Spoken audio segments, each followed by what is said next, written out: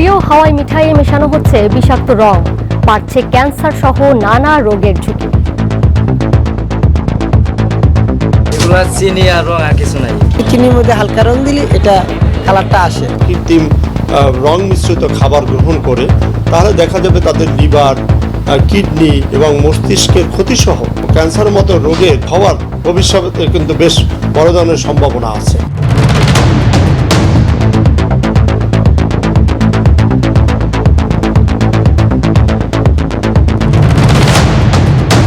সবাইকে স্বাগত দীপ্ত সংবাদে, সাথে রয়েছে দোলা টলারেন্স।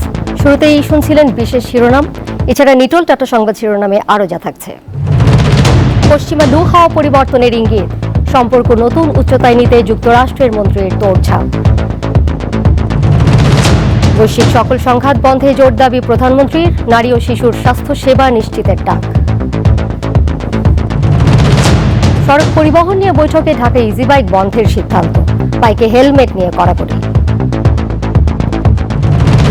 বাড়ছে বয়স সন্ধিকালে বিষণ্ণতার হার, বেশি আক্রান্ত মেয়েরা, সঠিক সময়ে চিকিৎসার পরামর্শ।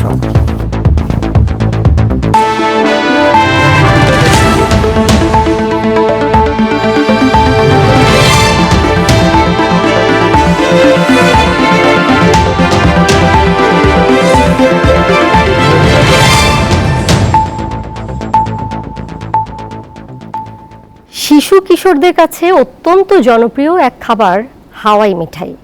হাতে পেলেই যেন এক টুকরো আনন্দ ফুটে ওঠে তাদের চোখে মুখে। কিন্তু এই হাওয়াই মিঠাই খেয়েই তাদের হতে পারে ক্যান্সার সহ নানা মরণ ব্যাধি, মারাত্মক কেমিক্যাল যুক্ত রং যার অন্যতম কারণ। দেখতে রঙিন, মুখে দিলেই সঙ্গে সঙ্গেই মিশে যায়। মিষ্টি স্বাদের এই হাওয়াই মিঠাই যেন শৈশবের এক টুকরো আনন্দ। রাজধানী সহ সারা দেশের আনাচে কানাচে মেলে এই লোভনীয় খাদ্যপণ্যটি। যে কোনো পার্ক, বিনোদন কেন্দ্র ও মেলাসহ বিভিন্ন জনসমাগমে হকারদের হাওয়াই মিঠাই বিক্রি করতে দেখা যায়। এত খাবারের ভিড়েও যা শিশুদের কাছে বেশ পছন্দের। হাওয়াই মিঠাই আমার অনেক ভালো লাগে, ছোট থেকে খাওয়া হয়, সবসময় ভালো লাগে, বিধায় চোখের সামনে পড়লো তাই নিলাম। ভালো লাগে, দেখতে ভালো লাগে, কালারটা অনেক ভালো লাগে, ওর জন্য খাই। হাওয়াই মিঠাইয়ের অন্যতম উপকরণ চিনি, আর রঙিন করে তুলতে প্রয়োজন ফুড কালার বা ভোজনযোগ্য রং। কিন্তু আমরা যে রঙিন হাওয়াই মিঠাই শিশুদের হাতে তুলে দিচ্ছি তা কতটা স্বাস্থ্যসম্মত? অভিভাবকরাই বা এই বিষয়ে কতটা সচেতন? আসলে স্বাস্থ্যসম্মত কিনা আমরা জানি না, এখন বাচ্চাদের আবদার তাই দেই আর কি। আমি চেষ্টা করছি সাদাটা দেওয়া, কিন্তু সাদা তার পছন্দ না, কালারফুল পছন্দ, যার কারণে আমি দিতে বাধ্য যে আসলে এটা স্বাস্থ্যসম্মত হোক বা না হোক। এবার সরেজমিনে দেখা যাক কিভাবে তৈরি হয় এই হাওয়াই মিঠাই। গিয়েছিলাম রাজধানীর বনশ্রীতে, যেখানে তৈরি হয় মুখরোচক এই খাবারটি। কারিগররা রঙিন হাওয়াই মিঠাই তৈরিতে ব্যবহার করেন কেমিক্যালযুক্ত কৃত্রিম রং, যা সাধারণত কাপড়, প্রসাধনী এবং কালির রং হিসেবে ব্যবহার করা হয়। এই রং হাতে লাগলে সাবান দিয়ে ধুয়েও তোলা যায় না। কারিগররাও স্বীকার করলেন তাদের এই বিষ ব্যবহারের কথা। এগুলা চিনি আর রং আর কিছু নাই। চিনির মধ্যে হালকা রং দিলে এটা কালারটা আসে। বিশেষজ্ঞরা জানান, দীর্ঘদিন এই রাসায়নিক দ্রব্য শরীরে প্রবেশ করলে হতে পারে ক্যান্সার, ক্ষতিগ্রস্ত হতে পারে শরীরের অন্যান্য অঙ্গ প্রত্যঙ্গ। এগুলো এক ধরনের রাসায়নিক দ্রব্য হবে বা কৃত্রিম রং ব্যবহার করা হয়, যেগুলো আমাদের খাদ্য উপাদান না। যদি শিশুরা দীর্ঘমেয়াদী এই কেমিক্যাল বা কৃত্রিম রং মিশ্রিত খাবার গ্রহণ করে তাহলে দেখা যাবে তাদের লিভার, কিডনি এবং মস্তিষ্কের ক্ষতিসহ ক্যান্সারের মতো রোগের হওয়ার ভবিষ্যতে কিন্তু বেশ বড় ধরনের সম্ভাবনা আছে। 1897 সালে দন্ত চিকিৎসাবিদ উইলিয়াম মরিসন ও ক্যান্ডি তৈরির কারিগর জন সি হোয়ারটন প্রথমবারের মতো তৈরি করেন কটন ক্যান্ডি বা হাওয়াই মিঠাই। কিন্তু কিছু অসাধু মানুষ এই কটন ক্যান্ডিতে ক্ষতিকর রং মেশানোর ফলে তা হয়ে উঠেছে বিষ, যার ফলে সম্প্রতি ভারতের তামিলনাড়ু এবং পন্ডিচেরিতে নিষিদ্ধ করা হয়েছে হাওয়াই মিঠাই। মেহেদী হাসান, দীপ্ত সংবাদ, ঢাকা। বাংলাদেশ ও যুক্তরাষ্ট্রের মধ্যকার সম্পর্ক নতুন উচ্চতায় নিয়ে যাওয়ার প্রত্যয় ব্যক্ত করলেন ঢাকা সফররত যুক্তরাষ্ট্রের দক্ষিণ ও মধ্য এশিয়া বিষয়ক সহকারী পররাষ্ট্রমন্ত্রী। বুধবার পররাষ্ট্রমন্ত্রীর সঙ্গে বৈঠক শেষে সাংবাদিকদের এই কথা জানান তিনি। আর পররাষ্ট্রমন্ত্রীও বলেছেন, দেশটির সাথে সম্পর্ক গভীর করতে চায় বাংলাদেশ। সফরের দ্বিতীয় দিন বুধবার পররাষ্ট্র মন্ত্রণালয়ে মন্ত্রী হাসান মাহমুদের সঙ্গে দেখা করার পর যুক্তরাষ্ট্রের দক্ষিণ ও মধ্য এশিয়া বিষয়ক সহকারী পররাষ্ট্রমন্ত্রী এক প্রকার স্বীকার করে নিলেন ঢাকা ওয়াশিংটন সম্পর্কে আস্থার সংকট চলছে।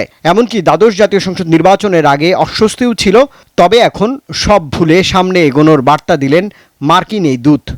We know there were a lot of tensions between the United States and Bangladesh. Bangladesh সফরে এসে গত 2 দিনে আমি দুই দেশের জনগণের মাঝে পুনরায় আস্থা স্থাপনের চেষ্টা করছি। আমরা জানি গত বছর বাংলাদেশের সঙ্গে আমাদের অনেক অস্বস্তি ছিল। আমরা অবাধ, সুষ্ঠু ও শান্তিপূর্ণ নির্বাচন অনুষ্ঠানে যথেষ্ট চেষ্টা করেছিলাম। এতেই কিছু অস্বস্তি তৈরি হয়েছিল। আমাদের সম্পর্কের ক্ষেত্রে এটা স্বাভাবিক। এখন আমরা সামনে তাকাতে চাই, পেছনে নয়। আমরা সম্পর্ক জোরদারের উপায় খুঁজে বের করতে চাই। We want to find ways to strengthen our relationship.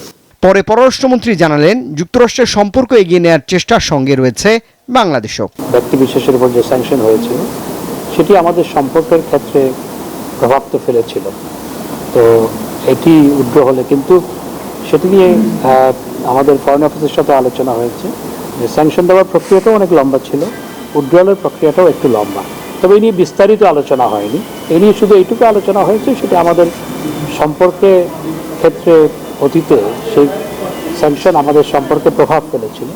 আমরা সামনের দিকে এগিয়ে যেতে চাই, তিনিও একমত হয়েছেন আমরা সামনের দিকে এগিয়ে যাব। এর আগে রাষ্ট্রীয় অতিথি ভবন পদ্মায় পররাষ্ট্র সচিবের সঙ্গে বৈঠক করেন ডোনাল্ড লু।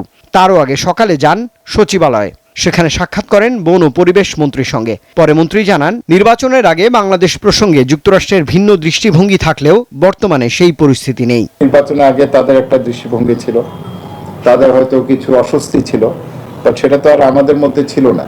আমরা আমাদের নির্বাচন করেছি, সেটা ওই সময়ের জন্য তাদের একটা অবস্থান ছিল, তাদের একটা বক্তব্য ছিল। 3 দিনের সফর শেষে বৃহস্পতিবার ঢাকা ছাড়বেন ডোনাল্ড লু। রুবায়েত হাসান, দীপ্ত সংবাদ, ঢাকা। নারী, শিশু ও বয়স্কদের স্বাস্থ্যসেবা নিশ্চিত করতে বৈশ্বিক সহযোগিতা আরও জোরদারের আহ্বান জানিয়েছেন প্রধানমন্ত্রী শেখ হাসিনা। এক্ষেত্রে আন্তর্জাতিক অর্থায়ন বাড়ানোর উপর জোর দেন তিনি। বুধবার ঢাকায় ICPD30 গ্লোবাল ডায়ালগের উদ্বোধন অনুষ্ঠানে তিনি সব কথা বলেন। রোহিঙ্গা সমস্যার দ্রুত সমাধান এবং ফিলিস্তিনে চালানো ইসরায়েলের গণহত্যা বন্ধের প্রত্যাশা করেন প্রধানমন্ত্রী। ঢাকায় বুধবার শুরু হয় ICPD30 global dialogue on demographic diversity and sustainable development শীর্ষক বৈশ্বিক সংলাপ। বাংলাদেশ, বুলগেরিয়া ও জাপান সরকারের যৌথ উদ্যোগে 2 দিনের এই সংলাপের আয়োজন করেছে জাতিসংঘ জনসংখ্যা তহবিল UNFPA। বুধবার সংলাপের উদ্বোধনী অনুষ্ঠানে যোগ দেন প্রধানমন্ত্রী শেখ হাসিনা। এতে বৈশ্বিক ও আঞ্চলিক জনসংখ্যার গতিশীলতা, বৈচিত্র্য, বার্ধক্য ও আন্তঃপ্রজন্মের সুস্থতা বিষয়গুলো নিয়ে আলোচনা করেন বক্তারা। who has prioritized issues vital to women and girls. সম্মেলনে প্রধানমন্ত্রী গত 15 বছরে বাংলাদেশের স্বাস্থ্য খাতে অর্জিত সাফল্যের তথ্য তুলে ধরেন। শিশু ও মাতৃমৃত্যু হার কমে, মানুষের গড় আয়ু বৃদ্ধি এবং বাল্যবিবাহ হ্রাস পাওয়ার কথাও জানান তিনি। আমরা ইউনিয়ন পর্যায় পর্যন্ত বাল্যবিবাহ প্রতিরোধ কমিটি গঠন করে মানুষের মাঝে সচেতনতা সৃষ্টি করছি। এছাড়া সমাজে বিভিন্ন স্তরে কিশোর কিশোরীদের নিয়ে 8,000-এরও অধিক কিশোর কিশোরী ক্লাব স্থাপন করা হয়েছে। বাল্যবিবাহ, যৌতুক, নারীর প্রতি সহিংসতা রোধে সম্মিলিত সামাজিক আন্দোলনের কোনো বিকল্প নেই। বৈশ্বিকভাবে স্বাস্থ্যবঞ্চিত মানুষের সেবা নিয়ে জোরালো অবস্থান তুলে ধরেন বাংলাদেশ সরকার প্রধান। জলবায়ু পরিবর্তনের ক্ষতিকর প্রভাবে জনস্বাস্থ্য সহ অন্যান্য স্বাস্থ্য ঝুঁকি থেকে বিশ্বের সকল মানুষের, বিশেষ করে মা, শিশু ও বয়স্ক জনগোষ্ঠীর নিরাপত্তা নিশ্চিতকরণে বৈশ্বিক সহযোগিতা আরও জোরদার করতে বিশেষভাবে দৃষ্টি দেওয়া প্রয়োজন বলে আমি মনে করি। বিশ্বের বিভিন্ন দেশের সংঘাত ও রাজনৈতিক কারণে বাস্তুচ্যুত জনগোষ্ঠীর দিকে মনোযোগ দেওয়ার উপর জোর দেন বঙ্গবন্ধু কন্যা। বাংলাদেশে আশ্রয় নেওয়া মিয়ানমার থেকে জোরপূর্বক উচ্ছেদকৃত রোহিঙ্গা জনগোষ্ঠী এবং ইসরায়েলের গণহত্যা ও আগ্রাসনের ফলে নিপীড়িত ফিলিস্তিনি জনগণের কথা, বিশেষ করে বিপুল সংখ্যক নারী ও শিশু ফিলিস্তিনে আজ প্রয়োজনীয় চিকিৎসা ও স্বাস্থ্য সেবা থেকে বঞ্চিত। আমরা যুদ্ধ চাই না, শান্তি চাই। কাজে এই সমস্ত সংঘাত বন্ধ হোক, সেটাই আমরা কামনা করি। পরে জাতিসংঘ জনসংখ্যা তহবিল ইউএনএফপি এর নির্বাহী পরিচালক এবং জাতিসংঘের আন্ডার সেক্রেটারি নাতালিয়া কানেম সম্মেলনের সাইডলাইনে প্রধানমন্ত্রী শেখ হাসিনার সঙ্গে সৌজন্য সাক্ষাৎ করেন। মা ও শিশু মৃত্যুহার এবং বাল্যবিবাহ কমাতে বাংলাদেশ সরকারের সচেতনতামূলক কার্যক্রমের প্রশংসা করেন জাতিসংঘের আন্ডার সেক্রেটারি। মিজানুর রহমান, দীপ্ত সংবাদ, Dhaka. No helmet no fuel কার্যক্রম সারা দেশে চালুর নির্দেশ দিয়েছেন সড়ক পরিবহন ও সেতুমন্ত্রী। বুধবার রাজধানীর বনানীতে সড়ক পরিবহন উপদেষ্টা পরিষদের প্রথম বৈঠকে তিনি এই নির্দেশ দেন। এই সময় দেশের 22টি মহাসড়ক ও রাজধানীতে ইজি বাইক বন্ধ এবং মেয়াদ উত্তীর্ণ গাড়ি জব্দের নির্দেশ দেওয়া হয়। গাড়ি যে গাড়ি অ্যাক্সিডেন্ট করেছে তার বয়স 43 বছর, পত্রপত্রিকা নিউজ, সেটা আপনাদের নজরে পড়েন। এই শহরে গাড়ির দিকে তাকানো যায়। সারা দেশে সড়ক দুর্ঘটনা অনেকটাই নিয়মিত ঘটনা, যা নিয়ন্ত্রণে কার্যকর উদ্যোগ না নেয়ায় বিআরটি এর চেয়ারম্যানের উপর ক্ষোভ প্রকাশ করলেন সড়ক পরিবহন ও সেতুমন্ত্রী। পুরো বাংলাদেশ করতে হবে নো হেলমেট নো ফুয়েল, এই নীতিকে আমরা যাব, এটা একটা সিদ্ধান্তই আমরা নিলাম আজকে। একটা দুটো কাজ করি না, মানুষ দেখুক এবং বাস্তবে সুফলটা আমরা পাই। দেশে বিআরটি এর নিবন্ধিত ট্রাক ও বাস আছে প্রায় 4.5 লাখ। এর বাইরেও সড়কে চলছে মেয়াদোত্তীর্ণ গাড়ি ও ব্যাটারি চালিত অটোরিকশা, যা বন্ধে সরকার উদ্যোগ নিলে সহযোগিতার আশ্বাস দেন পরিবহন মালিক ও শ্রমিকরা। আমি যখনই প্রেসার দিই তখন এ করে কি 2 ডিব্বা রং কিনা 500-700 টাকা দিয়া রং মাইরা দিই সেই ভাঙাচুরা 3টার উপরে। আমি চেয়ারম্যানকে বলছি এরকম কয়েকটা ধরে কেটে ফেলেন রাস্তার উপরে, দেখুক সবাই। আপনি কেন এইটাই নাও এই বিমা কোম্পানি আমাদের মোটা তাজা করতেছেন? আমি এর আগে হিসাব দিছি, যখন যাত্রী বিমা আমরা বন্ধ করে ড্যাশবোর্ডে, তখন হিসাব দিছি যে 250 থেকে 300 কোটি টাকা তারা বছরে এখান থেকে দেয়, 1 টাকাও ফেরত দেয়। সভায় ঢাকার যানজট রোধে ইজি বাইক বন্ধ ও মেয়াদোত্তীর্ণ গাড়ি বাতিল করার সিদ্ধান্ত নেওয়া হয়। ব্যাটারি চালিত রিক্সা এবং অন্য বাহন, মাননীয় মন্ত্রী মহোদয়, সভাপতি মহোদয়, এটাকে কোনোভাবেই নিয়ন্ত্রণ করা যাচ্ছে না। এই ব্যাপারে কঠোর থেকে কঠোর হতে হবে।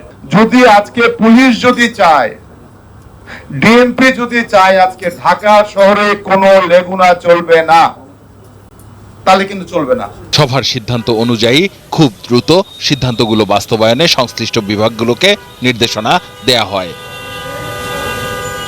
আসিফ জামান, দীপ্ত সংবাদ, ঢাকা। যুক্তরাষ্ট্র নিজেদের স্বার্থে সরকারের সঙ্গে যোগাযোগ রক্ষা করছে, তবে গণতন্ত্র ও ভোটাধিকারের বিষয়ে তাদের অবস্থান আগের মতোই আছে বলে দাবি করেছেন বিএনপির মহাসচিব মির্জা ফখরুল ইসলাম আলমগীর।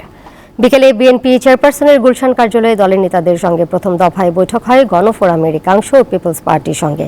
এরপর দ্বিতীয় দফায় বৈঠক হয় গণতন্ত্র মঞ্চে থাকা আরও 6টি দলের নেতাদের সঙ্গে।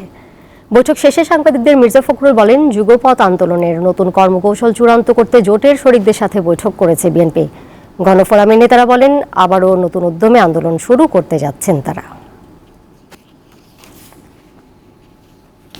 এই দেশের এই অবস্থা, বর্তমান অবস্থা, আমাদের যারা একসাথে যুগপৎ আন্দোলন করছি তাদের ভবিষ্যৎ কর্মসূচি, কর্মপদ্ধতি, এই বিষয়গুলো নিয়ে আমরা কথা বলছি। আমরা যেটা দেখেছি আপনার, সেটা হচ্ছে যে তারা একটা অবাধ, সুষ্ঠু, নিরপেক্ষ নির্বাচনের পক্ষে কথা বলেছেন। এটা তারা এখন অব্যাহত রেখেছেন।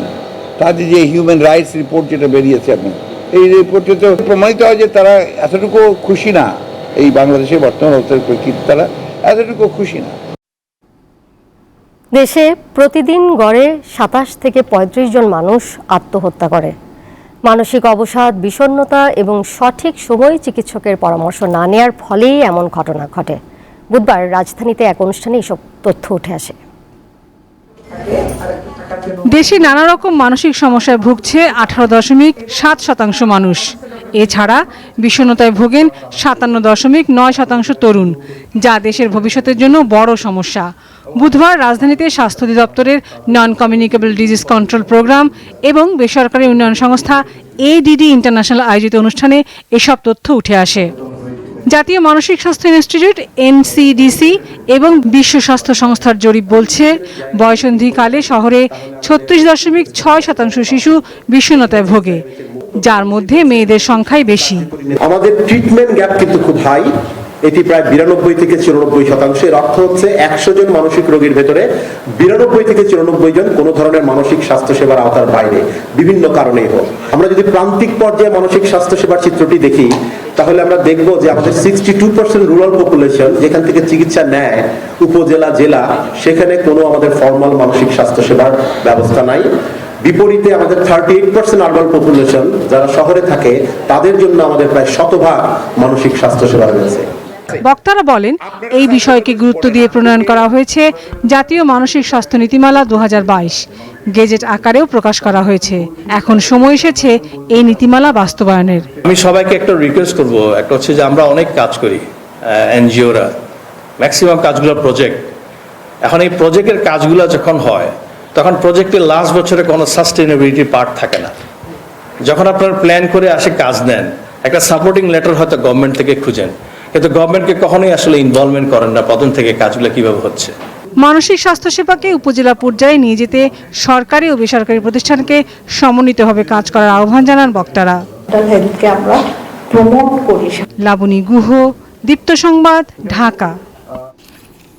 ফাঁসির রায় চূড়ান্ত হওয়ার আগে আসামিদের কন্ডেম সেলে রাখা যাবে না বলে হাইকোর্টের দেওয়া রায় স্থগিত করেছে সুপ্রিম কোর্টের আপিল বিভাগ। রাষ্ট্রপক্ষের আবেদনের পরিপ্রেক্ষিতে আপিল বিভাগের চেম্বার বিচারপতি এনায়েতুর রহিম বুধবার এই আদেশ দেন। আদালতের আদেশে হাইকোর্টের রায় 25 আগস্ট পর্যন্ত স্থগিত করা হয়েছে।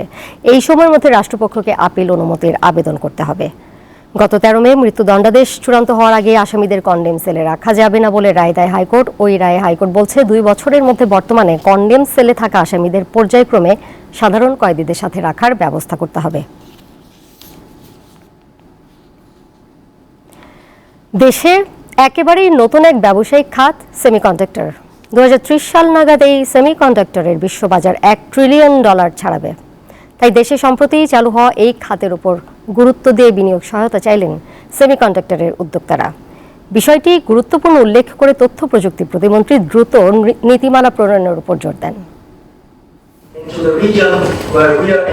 স্মার্ট ও ইলেকট্রনিক ডিভাইসের ব্যবহার বৃদ্ধির সঙ্গে সঙ্গে বাড়ছে সেমিকন্ডাক্টরের মতো ন্যানো চিপের চাহিদা জানিয়ে বুধবার রাজধানীর মতিঝিলে Dhaka chamber of commerce and ইন্ডাস্ট্রির উদ্যোগে সেমিনারের আয়োজন করা হয়। দেশে সেমিকন্ডাক্টরের চিপ ডিজাইনে 4টি প্রতিষ্ঠান কাজ করছে। এই খাতে কর্মসংস্থান হয়েছে 1000-এর বেশি প্রযুক্তিবিদের। প্যাকেজিং সহ আরও কয়েকটি ধাপে এই খাতে বিনিয়োগের সুযোগ আছে উল্লেখ করে নানা দাবি তুলে ধরেন উদ্যোক্তারা।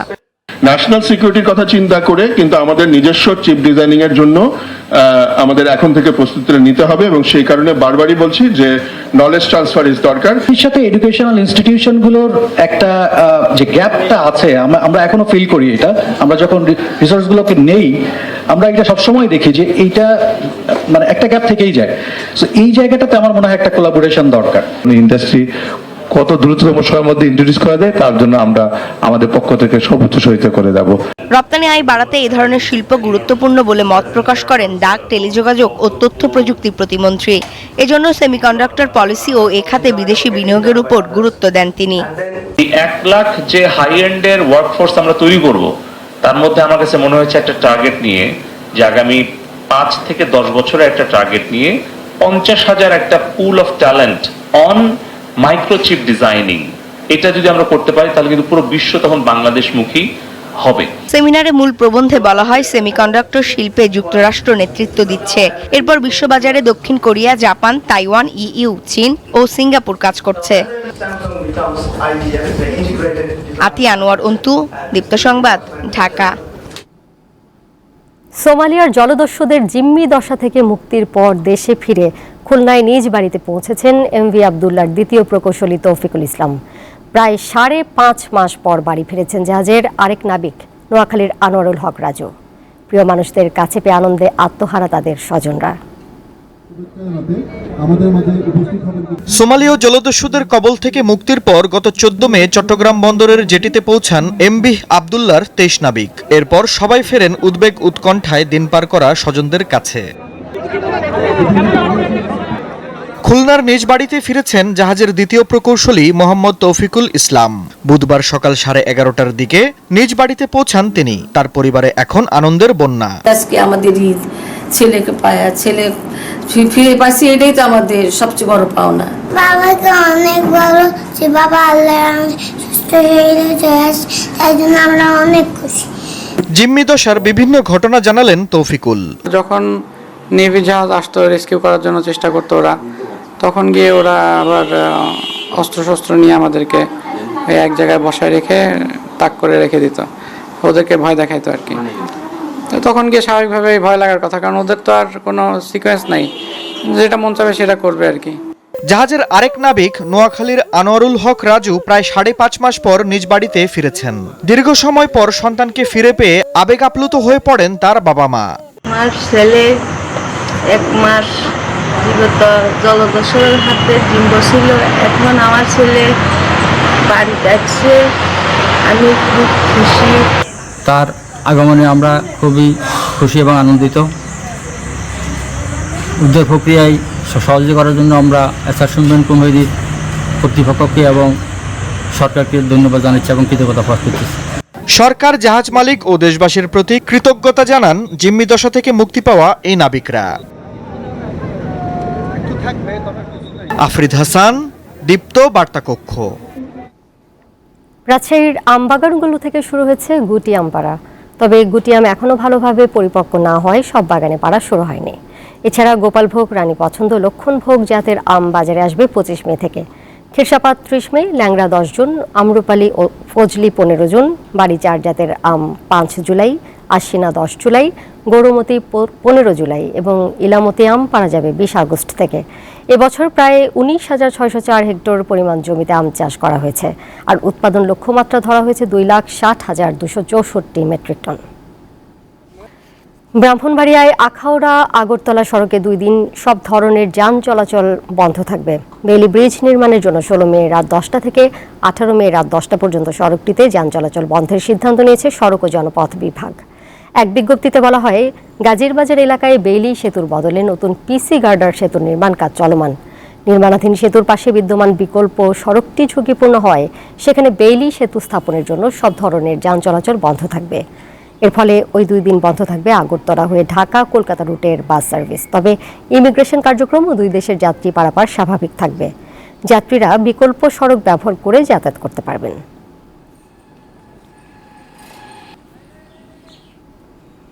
সংযুক্ত আরব আমিরাতের দুবাইয়ে বিশ্বের ধন কুবেরদের গোপন সম্পদের পাহাড় রয়েছে।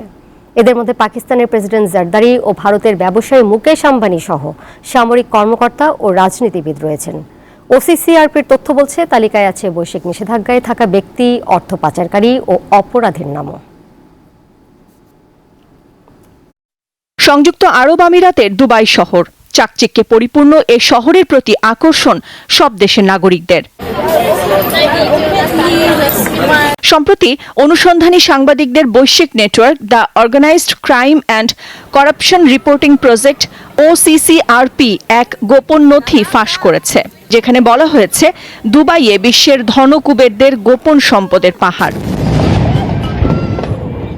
তালিকায় নাম রয়েছে পাকিস্তানের প্রেসিডেন্ট আসিফ আলী জারদারি সহ কয়েকজন রাজনীতিবিদ ও সাবেক সেনা কর্মকর্তার। শুধু প্রেসিডেন্ট বা সেনা কর্মকর্তাই নয়, শীর্ষস্থানীয় রাজনীতিবিদ, ব্যাংকার ও আমলাদের নামও আছে তালিকায়। এরকম পাকিস্তানি নাগরিকদের সংখ্যা 17,000-এর বেশি। মঙ্গলবার প্রকাশিত প্রতিবেদনে বলা হয়, বিশ্বের বিভিন্ন দেশের ধনকুবেররা দুবাইয়ের আবাসন খাতের প্রতি আকৃষ্ট হচ্ছেন। সবসময় স্বচ্ছ বা বৈধ উপায়ে অর্জিত নয় এমন তহবিল ব্যবহার করে তাদের অনেকেই সেখানে সম্পদ গড়ছেন বা বিনিয়োগ করছেন। যুক্তরাষ্ট্রের ফোর্বস ম্যাগাজিনের তালিকায় থাকা শীর্ষ 10 ধনকুবেরের নামও রয়েছে তালিকায়। শুরুতেই রয়েছে ভারতের মুকেশ আম্বানির নাম। দুবাইয়ের পাম জুমেইরা কৃত্রিম দ্বীপে আনুমানিক $24 কোটি সম্পদ রয়েছে মুকেশের। সব মিলিয়ে ফোর্বসের 22 ধনকুবের ও তাদের পরিবারের সম্পদের মালিকানাধীন $60 কোটি বেশি মূল্যের 76টি সম্পত্তির খোঁজ পেয়েছে অনুসন্ধানী দল। এ তালিকায় শুধু ধনকুবের নয়, বৈশ্বিক নিষেধাজ্ঞায় থাকা ব্যক্তি, অর্থ পাচারকারী ও অপরাধীদেরও নাম রয়েছে। দুবাই আনলকড নামের অনুসন্ধানী প্রতিবেদন তৈরিতে OCCRP এর সাথে অংশ নেয় নরওয়ের সংবাদ মাধ্যম E24। এছাড়াও এ প্রকল্পে অংশ নেয় 58টি দেশের 74টি সংবাদ মাধ্যম। নাদিরা জাহান, দীপ্ত বার্তা কক্ষ। খেলার খবর। টি-20 বিশ্বকাপে অংশ নিতে রাতে যুক্তরাষ্ট্রের উদ্দেশ্যে রওনা হবে বাংলাদেশ দল। তার আগে সকালে হয়ে যায় বিশ্বকাপের আনুষ্ঠানিক ফটো সেশন। টাইগার অধিনায়ক ও কোচের প্রাথমিক লক্ষ্য বিশ্বকাপে গ্রুপ পর্ব পার করা। টি-20 বিশ্বকাপ দাঁড়ে কড়া নাড়ছে।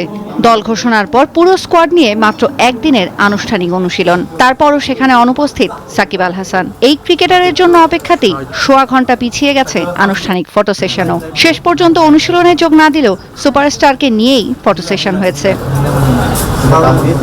বড় চমক থাক বা না থাক, বাংলাদেশের বিশ্বকাপ দল ঘোষণা মানেই অনেক প্রশ্নর ডালপালা মেলবে। মঙ্গলবার ঘোষিত দলে তেমনই আলোচনার জন্ম ইনফর্ম সাইফুদ্দিনের বাদ পড়া আর ফর্মহীন লিটন দাসের জায়গা ধরে রাখা। অধিনায়কের চোখে এটি আস্থার প্রতিদান।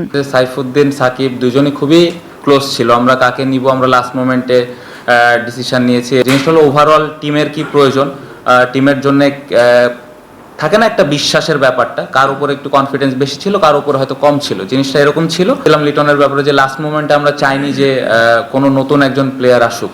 সো আমরা যেই ভুলটা হয়তো অতীতে হয়তো করেছি, বাট আমরা চেয়েছিলাম যে যেই টিমটা আমাদের থাকবে এই টিমটাকে নিয়ে আমরা ওয়ার্ল্ড কাপে যাব। বিশ্বকাপের জন্য প্রস্তুতি ম্যাচে যে উইকেটে খেলা হয়েছে তাতে সন্তুষ্ট নন অধিনায়ক। বাংলাদেশ কঠিন গ্রুপে আছে উল্লেখ করে অধিনায়ক আর কোচের লক্ষ্য আগে গ্রুপ পর্ব পেরোনো। আমরা যে গ্রুপে আছি তুলনামূলকভাবে খুব একটা যে দুর্বল গ্রুপ সেটা বলবো না। সো আমাদের জন্য এটা ডিফিকাল্ট হবে। যদি আমরা এটা পার করতে পারি তখন আমরা আবার সুন্দরভাবে আলাদা আলাদা করে প্ল্যান করতে পারবো। কারণ টি-20তে এটা আমি বিশ্বাস করি কোনো ছোট দল বড় দল নেই। গুরুত্বপূর্ণ একাধিক খেলোয়াড়ের চোট আর অফর্ম নিয়ে লড়তে হচ্ছে আমাদের। সে কারণে আসরটা মোটেই সহজ হবে না আমাদের জন্য। তবে কোচ মানেন প্রতিপক্ষ যে দলই হোক একাধিক ক্লোজ ম্যাচ খেলায় বাংলাদেশের প্রস্তুতি ভালো হয়েছে। জিম্বাবুয়ে বা যুক্তরাষ্ট্র বিষয় নয়, প্রস্তুতি ভালো করতে হলে আপনাকে অনেক ম্যাচ খেলতে হবে। আমরা তা করেছি, সেই সাথে টান বেশ কয়েকটি ম্যাচ জিতেছি। সেই কারণেই আমার মনে হয় দারুণ প্রস্তুতি হয়েছে দলের। টি-20 বিশ্বকাপ আর যুক্তরাষ্ট্রের বিপক্ষে সিরিজ খেলতে রাতেই রওনা হচ্ছে বাংলাদেশ দল। তৌসিয়া ইসলাম, দীপ্ত স্পোর্টস। শেষ করব দীপ্ত সংবাদ। যাবার আগে নিটোল টাটা সংবাদ শিরোনাম জানিয়ে দেব আরও একবার।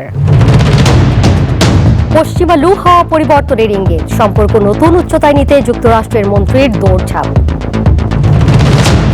বৈশ্বিক সকল সংঘাত বন্ধে জোর দাবি প্রধানমন্ত্রীর, নারী ও শিশুর স্বাস্থ্য সেবা নিশ্চিতের ডাক।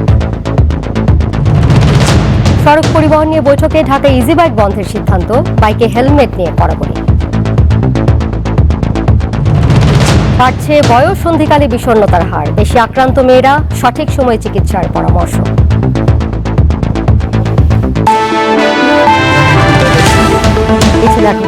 এর সাথে বিদায় নিচ্ছি আমি দোলা ডাবলস। আরো তথ্য এবং বিনোদনের নানা খবরাখবর জানতে যুক্ত থাকুন দীপ্ত ডিজিটাল প্ল্যাটফর্মগুলোতে। সবাইকে ধন্যবাদ।